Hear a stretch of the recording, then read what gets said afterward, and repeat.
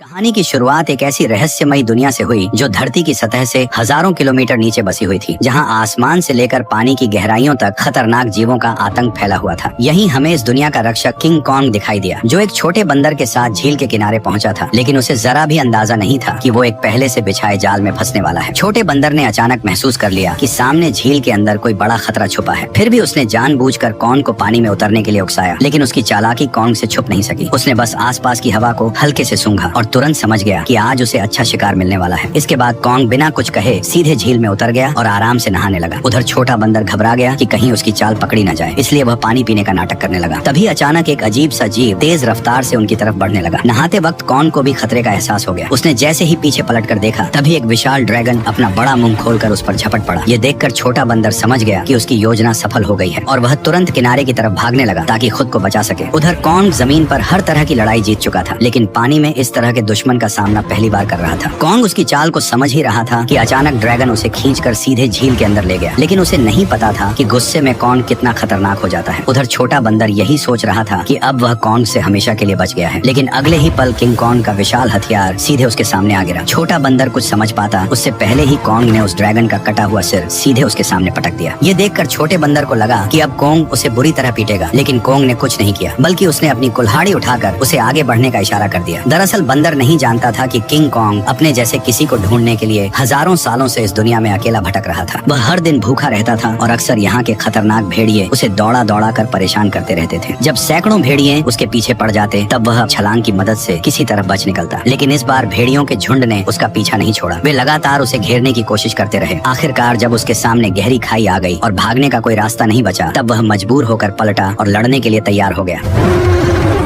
भेड़िए सोच रहे थे कि इस बार शिकार आसान होगा, लेकिन उन्हें अंदाजा नहीं था कि किंग कॉन्ग पहले से ही जाल बिछाकर बैठा था। जैसे ही एक भेड़िए ने छलांग लगाई, तभी अचानक कॉन्ग का जाल एक्टिव हो गया और भेड़िया तुरंत ट्रैप में फंस गया। गड्ढे में गिरते ही लकड़ी के नुकीले भाले भेड़िए के आर पार निकल गए। सही मौका देखते ही कॉन्ग ने तुरंत पेड़ का भारी तना उठाकर गड्ढे में फेंक दिया। जैसे ही जाल एक एक करके एक्टिव हुए, पहाड़ से बड़े बड़े पत्थर लुढ़कते हुए नीचे गिरने लगे और भागने की कोशिश कर रहे भेड़िए वहीं फंस गए। लेकिन धुआं छटते ही कुछ जिंदा बचे भेड़िए फिर भी शिकार छोड़ने को तैयार नहीं थे। गुस्से में किंग कॉन्ग ने एक भेड़िए की लाश पकड़ी और अपनी ताकत दिखाते हुए उसे जोर से फाड़कर 2 टुकड़ों में बांट दिया। ये देखकर बाकी बचे भेड़िए डर के मारे पूंछ दबाकर वहाँ से भाग गए। हालांकि शिकार मिलने के बाद भी किंग कॉन्ग के चेहरे पर कोई खुशी नहीं थी, क्योंकि उसके मुंह के सड़े हुए दांत ने उसे बहुत परेशान कर रखा था। इसी बीच छुपकर बैठी एक छिपकली मौका देखकर मांस का टुकड़ा उठाकर भागने लगी। किंग कॉन्ग तुरंत उसे रोकने के लिए झपट पड़ा, लेकिन तभी उसका ध्यान दूर से आई आवाज पर चला गया। घाटी से आती उस दहाड़ को सुनकर उसे लगा कि शायद उसका कोई अपना उसे बुला रहा है, इसलिए वह तुरंत उस दिशा में दौड़ पड़ा। लेकिन वहाँ पहुंचकर उसे सिर्फ एक अजीब सा मेंढक मिला जो उसी के जैसी आवाज निकाल रहा था।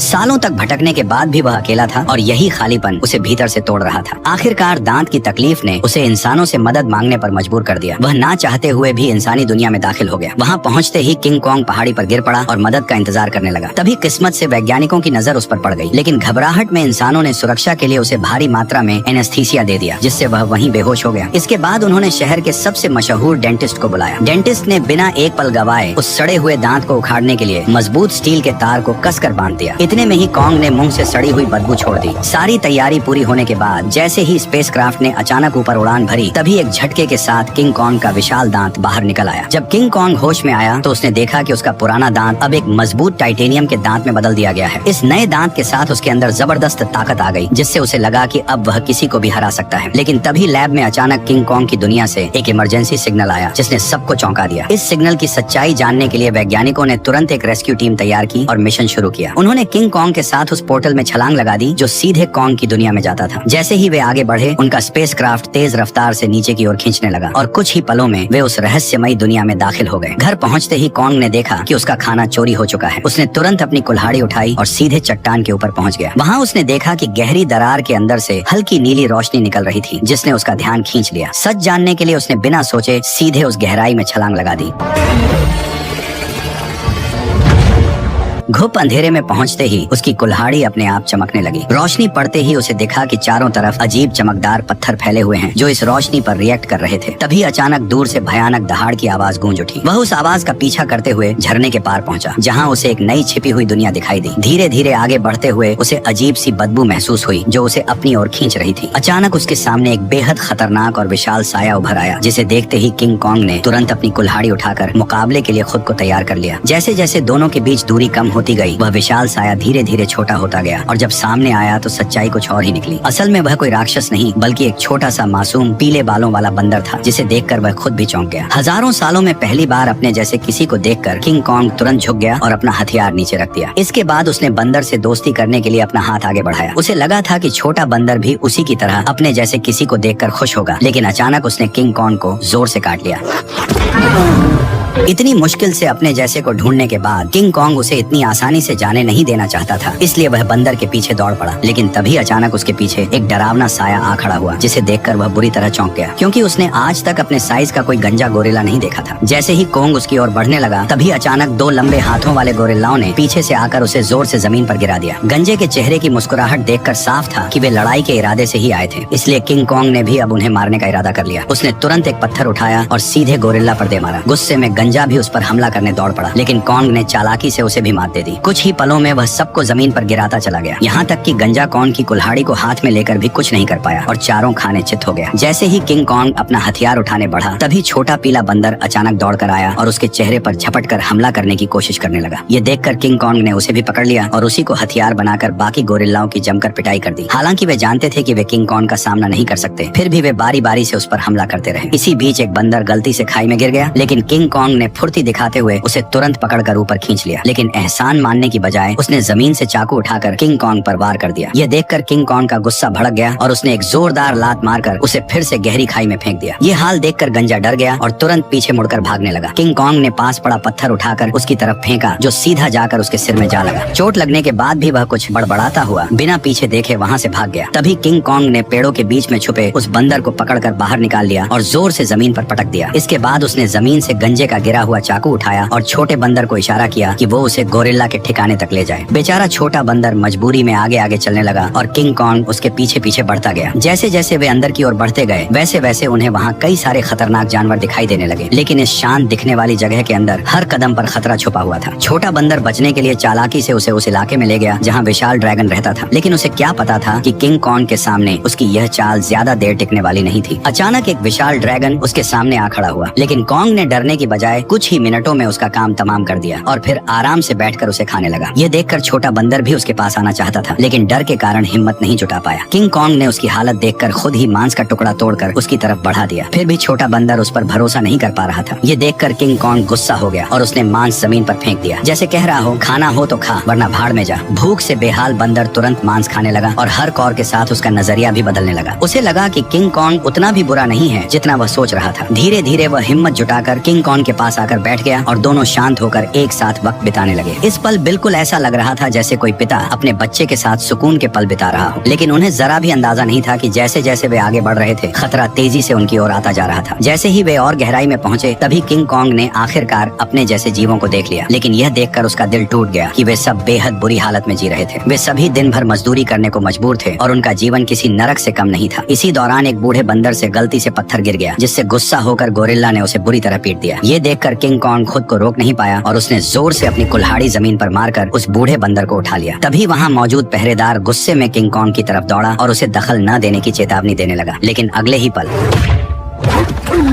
किंग कॉन्ग की हिम्मत ने बाकी बंदरों में उम्मीद जगा दी, लेकिन उसी वक्त भागा हुआ गंजा ये सब देख रहा था। उसने तुरंत जाकर यहाँ के राजा स्कार किंग को सब कुछ बता दिया। गोरिल्ला की बातें सुनते ही स्कार किंग का गुस्सा फूट पड़ा। जैसे ही वो अपने सिंहासन से उठा, रास्ते में आने वाले सभी बंदर उसके सामने झुकते चले गए, लेकिन किंग कॉन्ग बिना डरे वहीं खड़ा रहा। स्कार किंग ने ध्यान से उसे देखा और कॉन्ग के मुंह में लगे स्टील के दांत को देखकर वो हंस पड़ा, लेकिन अगले ही पल उसने अपना गुस्सा निकालने के लिए एक बंदर को लात मारकर धधकते लावा में फेंक दिया। ये देखकर किंग कॉन्ग का गुस्सा अपने चरम पर पहुंच गया। अपनी ताकत दिखाने के लिए इसलिए स्कार किंग ने अपने कंधे से हथियार निकाला और किंग कॉन्ग को सबक सिखाने के लिए खुद को तैयार कर लिया। किंग कॉन्ग ने भी तुरंत अपनी कुल्हाड़ी उठा ली और दोनों के बीच भयंकर लड़ाई शुरू हो गई। लंबे हथियार का फायदा उठाते हुए उसने अचानक हमला कर दिया और किंग कॉन्ग एक पल के लिए भी संभल नहीं पाया। स्कार किंग ने हथियार पर लगे क्रिस्टल की मदद से कॉन्ग पर कई सारे वार कर दिए। गुस्से में आकर कॉन्ग उस पर टूट पड़ा। ताकत के मामले में वह किंग कॉन्ग के सामने टिक नहीं सकता था, इसलिए वो कॉन्ग से दूरी बनाकर लगातार वार करने लगा और किंग कॉन्ग धीरे धीरे पीछे हटने पर मजबूर हो गया। इसी बीच किंग कॉन्ग की कुल्हाड़ी भी उसके हाथ से छूटकर जमीन पर गिर गई। मौका पाकर उसने अपने हथियार से किंग कॉन्ग का गला जकड़ लिया और उसे काबू में करने की कोशिश करने लगा। स्कार किंग को लगा कि अब उसने लड़ाई जीत ली है, लेकिन किंग कॉन्ग ने पूरी ताकत लगाकर उसे उठाया और जोर से जमीन पर पटक दिया। किंग कॉन्ग ने कुछ ही देर में उसे चित कर दिया। तभी स्कार किंग ने तय किया कि वह उसे उसकी असली ताकत दिखाकर ही मानेगा। जैसे ही उसके हथियार में लगा पत्थर चमकने लगा, तभी अचानक गोरिल्लाओं ने पत्थर गिराकर लावा का रास्ता रोक दिया। ठीक उसी पल गुफा में छिपे खौफनाक राक्षस की आंखें दिखाई देने लगी। तपती जमीन अचानक बर्फ बन गई और बाहर निकला वही विशाल जीव टाइटन शीमो, जिसने कभी पूरी दुनिया को बर्फ में जकड़ लिया था। स्कार किंग ने तुरंत उसे कॉन्ग पर हमले का हुक्म दिया, लेकिन शीमो इस हुक्म से खुश नहीं दिख रहा था। जैसे ही उस पर दबाव बढ़ाया गया, वह दर्द से तड़प उठा और मजबूरी में उसने हमला कर दिया। किंग कॉन्ग ने फुर्ती दिखाते हुए तुरंत छलांग लगाई और पहले वार से खुद को बचा लिया। इसके बाद उसने अपनी कुल्हाड़ी सामने रखकर खुद को संभालने की कोशिश की, लेकिन शीमो की ताकत के सामने उसकी सारी कोशिशें कमजोर पड़ने लगी। देखते ही देखते उसका हाथ जमने लगा और बर्फ में बदलता चला गया। इस अचानक हुए हमले से उसका दाहिना हाथ बुरी तरह घायल हो गया और वह कमजोर पड़ने लगा। मौका देखकर स्कार किंग ने तुरंत उसे खत्म करने का आदेश दे दिया। जैसे ही अगला हमला होने वाला था, तभी पीछे से छोटा बंदर सुरंग की ओर इशारा कर उसे तुरंत भागने को कहने लगा। उसी समय शीमो ने मजबूरी में फिर से हमला कर दिया। ये देखकर किंग कॉन्ग तुरंत मुड़ा और तेजी से सुरंग के अंदर घुस गया।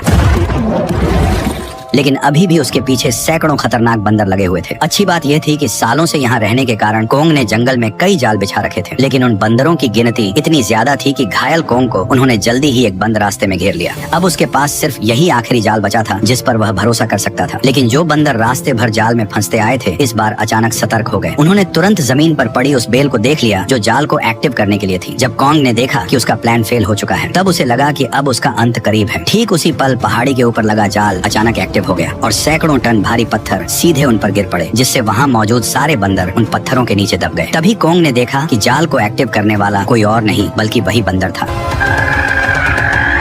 अब कॉन्ग बुरी तरह घायल था और लड़ने की हालत में नहीं था, इसलिए वह छोटे बंदर के सहारे इंसानों के पास लौटने लगा। लेकिन उसे अंदाजा नहीं था कि अभी भी एक बंदर जिंदा बच गया है। उधर कॉन्ग के साथ आए वैज्ञानिकों ने देखा कि उनका बेस पूरी तरह तबाह हो चुका है। तभी उनकी नजर चट्टान के ऊपर बने एक विशाल हाथ के निशान पर पड़ी, जिससे उन्होंने अंदाजा लगाया कि इस दुनिया में कॉन्ग जैसे और भी विशाल जीव मौजूद हैं। जल्द ही वे जंगल की गहराई में पहुंच गए, जहां उन्हें एक छुपा हुआ यंत्र दिखाई दिया। जैसे ही लड़की ने उसे दबाया, उसी पल कई जगहों से पानी बहकर नीचे आने लगा। वह पानी मिलकर एक तेज धारा बन गई और जंगल के अंदर की ओर बहने लगी। वैज्ञानिक उसका पीछा करते करते एक रहस्यमयी जादुई दीवार के सामने पहुंच गए, जिसने जंगल के अंदर एक अदृश्य जगह को छुपा रखा था। जैसे ही उन्होंने उस दीवार को छुआ, तभी उसमें नीली चमक दौड़ पड़ी। ये देखकर उन्होंने तुरंत दीवार के अंदर एक छेद कर दिया और तभी उनके सामने एक ऐसा नजारा आया जिसे देखकर उनकी आंखें खुली की खुली रह गईं। दीवार के पीछे एक ऐसी सुंदर और रहस्यमयी दुनिया मौजूद थी जिसे आज तक न किसी ने देखा था और न ही उसके बारे में सुना था। जैसे ही वैज्ञानिकों ने इस दुनिया में कदम रखा, तभी अचानक उन्हें उस दुनिया के जनजातीय लोगों ने घेर लिया। ये लोग इंसानों जैसे दिखते थे, लेकिन उनकी वेशभूषा किसी नॉर्मल इंसान से बिल्कुल अलग थी। वे लोग वैज्ञानिकों को नुकसान पहुंचाए बिना सीधे अपने कबीले के पास ले गए। वहां पहुंचकर उन्हें पता चला कि यह लोग हजारों सालों से धरती के नीचे रह रहे हैं और उस पोर्टल की रक्षा कर रहे हैं जो ऊपर की दुनिया से सीधे जुड़ा हुआ है। स्कार किंग सालों से इसी जगह की खोज में लगा था ताकि वो इस पोर्टल की मदद से इंसानी दुनिया पर कब्जा कर सके। ठीक उसी समय इंसानों की गंध को सूंघते हुए किंग कॉन्ग वैज्ञानिकों तक पहुंच गया, लेकिन अदृश्य दीवार की वजह से वो भीतर की दुनिया को देख नहीं सका। इसलिए कबीले के लोगों ने उस जादुई दीवार में एक दरार बना दी, जिससे कॉन्ग आसानी से अंदर घुस गया और सीधे इंसानों के बीच पहुंच गया। लेकिन उन्हें नहीं पता था कि यह सब पीछा कर रहे बंदर ने देख लिया था। जैसे ही किंग कॉन्ग इंसानों के सामने पहुंचा, तभी वह कमजोर पड़ गया और सीधे जमीन पर गिर पड़ा। वैज्ञानिकों ने देखा कि कॉन्ग का हाथ बुरी तरह घायल है और अब वो कुछ भी करने की हालत में नहीं है। ये देखकर डॉक्टर ने तुरंत फैसला किया कि कॉन्ग के हाथ को पूरी तरह बदलना पड़ेगा। उसे तुरंत मैकेनिक आर्म का आइडिया आया। यह वही सुपर मैकेनिकल आर्म था जिसे इंसानों ने पहले कॉन्ग को और ताकतवर बनाने के लिए डिजाइन किया था। अच्छी बात यह थी कि यह गैजेट अभी भी तबाह हो चुके बेस के नीचे बने अंडरग्राउंड मैकेनिकल स्टोर में सुरक्षित रखा हुआ था। जल्द ही डॉक्टर उसे वहां से निकाल लाया और उसे सीधे कॉन्ग के शरीर के ऊपर लाकर छोड़ दिया और तभी वह मशीन खुद ब खुद कॉन्ग के जख्मी हिस्से को पहचान कर जुड़ने लगी।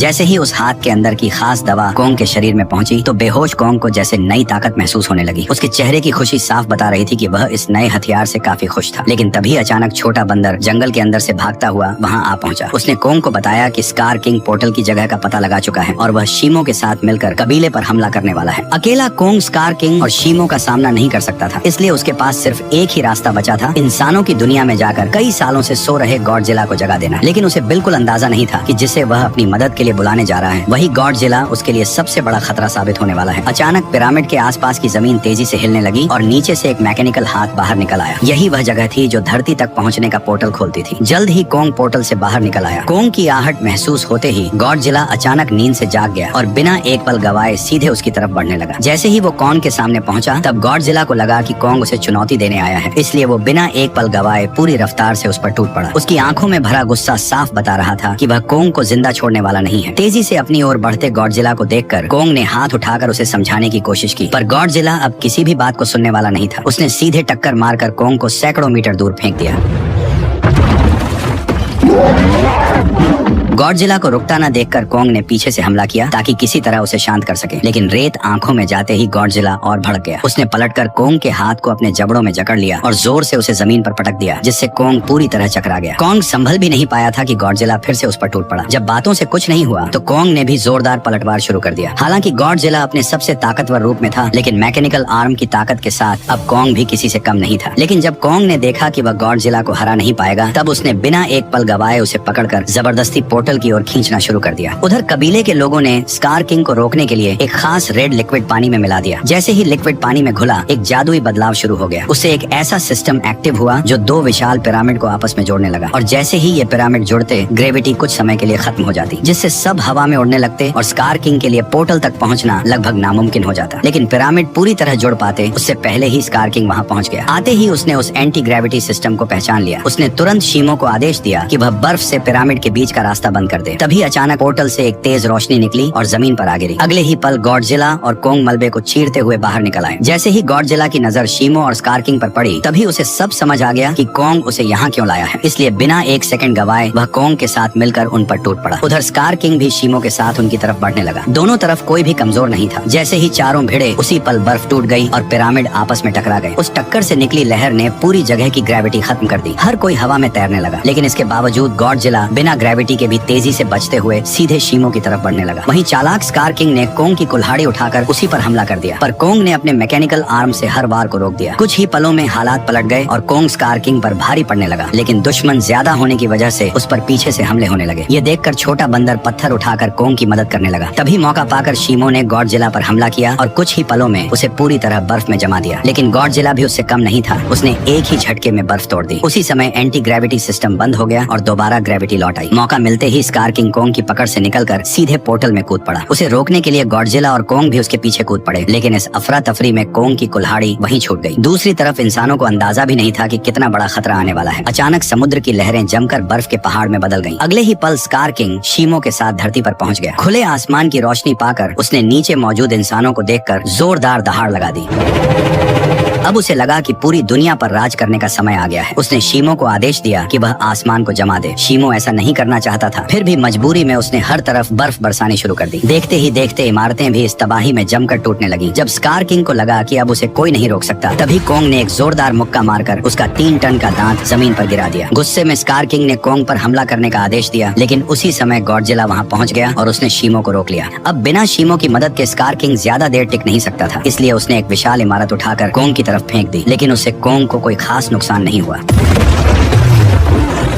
तभी अचानक शीमो पीछे से आकर कोंग के मैकेनिकल आर्म पर झपट पड़ा। शीमो ने फिर से कोंग का हाथ जमाना शुरू कर दिया। ये देखकर स्कार किंग को लगा कि अब उसकी जीत पक्की है, लेकिन उसने पीछे खड़े गुस्से से भरे गॉडजिला को नजरअंदाज कर दिया। गॉडजिला ने तुरंत अपनी पूरी ताकत जगाई और उसका शरीर बैंगनी रोशनी से चमक उठा। अगले ही पल उसने सीधे स्कार किंग पर जोरदार हमला कर दिया, लेकिन स्कार किंग घबराकर किसी तरह बच निकला। उसने अपने हथियार से पलटवार करने की कोशिश की, लेकिन गॉडजिला ने उसे पकड़ लिया और एक ही झटके में 2 हिस्सों में तोड़कर अलग कर दिया, जिससे शीमो को कंट्रोल करने वाला क्रिस्टल नीचे गिर पड़ा। स्कार किंग उसे उठाने के लिए झपटा, लेकिन गॉडजिला ने उसे कोई मौका नहीं दिया। अब सब कुछ उस क्रिस्टल पर टिका था। जिसके हाथ में भी क्रिस्टल आता वही इस लड़ाई को जीत पाता। उसी अहम पल में छोटे बंदर की नजर कोंग की छोड़ी हुई कुल्हाड़ी पर पड़ी। वह तुरंत छलांग लगाकर नीचे उतरा और कुल्हाड़ी उठाकर इंसानों की दुनिया में पहुंच गया। जैसे ही उसकी नजर जमीन पर पड़े उस क्रिस्टल पर पड़ी, तभी उसने बिना देर किए कुल्हाड़ी के एक वार से उसे चकनाचूर कर दिया। क्रिस्टल टूटते ही शीमो पूरी तरह आजाद हो गया। गुस्से में भरा स्कार किंग छोटे बंदर को पकड़कर मारने ही वाला था, लेकिन कोंग बीच में आकर उस पर टूट पड़ा और कुछ ही मुक्कों में स्कार किंग को चित कर दिया। अब बिना उस क्रिस्टल के स्कार किंग कमजोर पड़ चुका था। उधर आजाद हुआ शीमो गॉडजिला की तरफ देखने लगा, मानो किसी इशारे का इंतजार कर रहा हो। और फिर हजारों साल बाद उसने वही किया जो वह हमेशा से करना चाहता था। एक ही पल में उसने स्कार किंग को बर्फ की मूर्ति में बदल दिया। अगले ही पल कोंग ने उसे हवा में उछालकर पूरी ताकत से जमीन पर पटक दिया और उसके शरीर को वहीं चकनाचूर कर दिया। अब लड़ाई खत्म हो चुकी थी, लेकिन दुनिया को ठीक करना बाकी था। तभी गॉडजिला ने आसमान की ओर देखकर जबरदस्त ऊर्जा छोड़ी, जिससे काले बादल छट गए और सूरज की रोशनी धीरे धीरे धरती पर लौट आई। इसके बाद गॉडजिला अपने इलाके में लौट गया और फिर गहरी नींद में सो गया। और कोंग अपने नए साथी के साथ धरती के भीतर वापस लौट गया, जहाँ वह अपने कबीले के साथ मिलकर एक नई शुरुआत करने लगा।